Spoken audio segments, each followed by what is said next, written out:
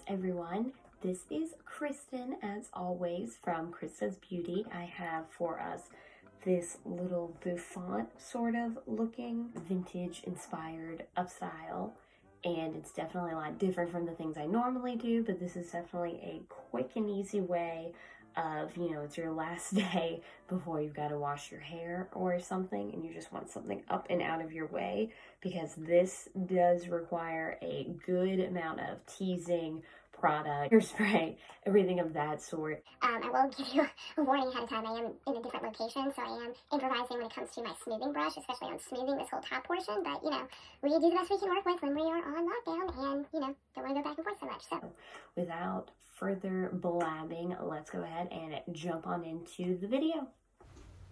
So to get started, I am taking second day, well, maybe even like third day old hair. You want the, producty feel to it for some more grit and texture. And my hair was feeling a little dry on the ends, so I just put some little Moroccan oil on, as well as some dry shampoo at these roots. And I get the darker shade just because I have that dyed on darker color. And I just let it sit in for a second after spraying, that way it really absorbs those oils. And then I use my boar bristle wet brush and just kind of use those boars to distribute that producty, powdery kind of thing to absorb that oil all throughout my hair. And then I'll take my little rat tail comb, and I normally part a little over my left eyebrow, but right now I'm just finding my bang area since this is an up style, and I'm just sectioning from pretty much like a little outside of each eyebrow on either side, that way I can find my bang there. And now I'm just spraying that front portion with a thermal protectant. That way, as I just do one little curl here, it will give us a good heat protection and a little bit of hold there. And I'm just going through and feeding it from the root all the way to the end there, that bang, and just letting that sit for a little second, about 5 to be exact. And then I will just let that out and secure that with a long little duckbill clip. That way it can just cool down and retain that curl while I am messing with the rest of my hair.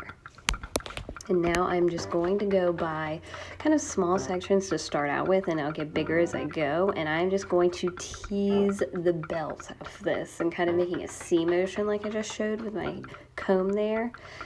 Just going really, really low at that root there, that tease, and just going as hard as I can with it in that C motion so I get a nice hold. And you want it to stick up like this, like it's going to look crazy by the end. And we're just going to go around kind of that crown area and just adding to this, and I'll even tease the sections together at some point, but just the bigger the better. And it doesn't matter if you get it crazy on the outside too, because we're going to go through and smooth everything down, so just the bigger the better.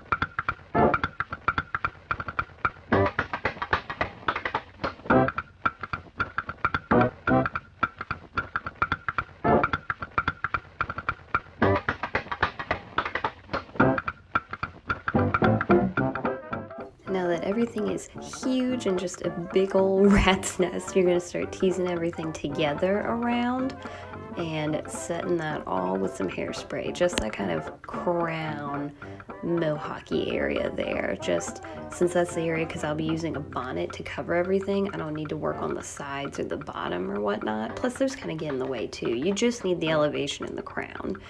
And I'm going to use that boar bristle wet brush again to smooth. Ordinarily I would not use this type of brush to smooth everything, but you know, like I said earlier, limited time and spacing, so that is what we were working with.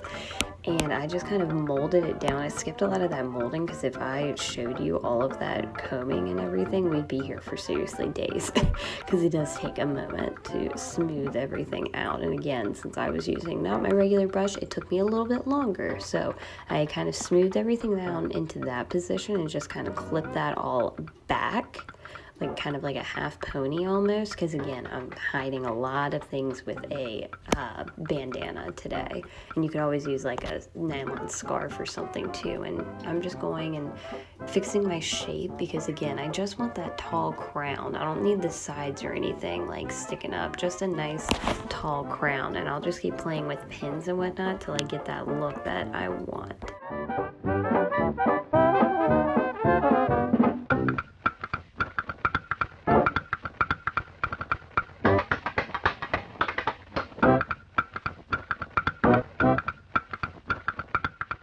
And now what I'll do with the sides and sort of that back there is start twisting them around, almost sort of like the idea of a French twist or like a chignon or something, where you just kind of twist it all together here and keep adding like pieces and sections of hair into that twist. That way it'll kind of twist around into like a bun almost. And again, because this is all going to be behind a bonnet or a bandana, I'm just looking to make this as flat as possible. It doesn't need to be perfect and it doesn't need to be tucked in as it would if you were wearing like a chignon or a French twist.